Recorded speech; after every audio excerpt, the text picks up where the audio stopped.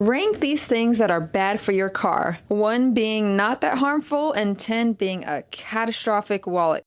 Driving on low fuel all the time. Probably about a 7 can be bad for the car. You need to fill it up, at least past a quarter of a tank. If you're leaving it below a quarter tank all the time, it can cause some engine damage. But if you're not doing it all the time, it's not that big of a deal. Skipping oil changes. 10, 10, 10. If you were to have a serious problem with your engine, let's say it was under warranty and you brought it into here in any Chevrolet dealership, and we looked at it and we said the oil change hasn't been done in X amount of time, GM's not gonna honor the warranty, number 1. But number 2, your oil can turn into sludge and turn into all this nasty stuff. It can lock up your engine, overheat. And what about hard accelerating before the engine warms up? Probably about a 6. Obviously, it's important for the engine to be warm. Ideally, you start your car with your auto start and it warms up, and by the time you're out there, you've given it 5 minutes to warm up. And what about ignoring the check engine light? That could kind of range anywhere from a 5 to a 10. If your check engine light is flashing, pull over immediately and have your vehicle towed to a dealership. But if it's not flashing, that normally means the vehicle is okay to drive, but you need to get it looked at because you're not going to pass your emissions with your check engine light on. Riding your brakes downhill. A 3, maybe a 4. What are you going to do? Not use your brakes? What about driving with your emergency brake on? Yeah, 10. Don't do that. It's only going to cause you major problems. It's going to wear down that emergency brake and then you're going to have to replace it. Using cheap off-brand oil filters. 6 or a 7. There are great products out there that are off-brand, sure. I've seen situations where you put an aftermarket oil filter on there and it doesn't seal properly, and then you got oil leaking everywhere. Short trips only, never highway driving. 1. I think you should take your car on the highway, get the RPMs up a little bit. That is really good for it. It needs to perform and needs to get some revolutions in there, but not driving it on the highway isn't going to do it. Okay. Driving with bald tires.